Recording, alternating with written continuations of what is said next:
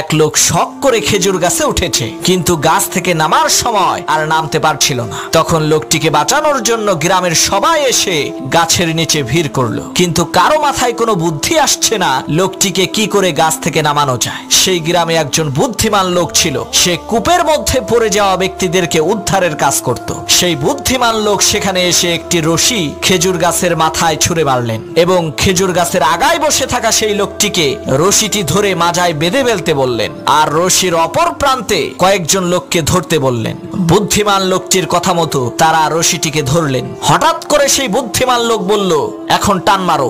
লোকেরা রশি ধরে টান দিল, সাথে সাথে সেই খেজুর গাছে থাকা লোকটি মাটিতে পড়ে মারা গেল। তখন গ্রামের লোকেরা বলল, আপনি এটা কেমন কাজ করলেন, লোকটা মরে গেল।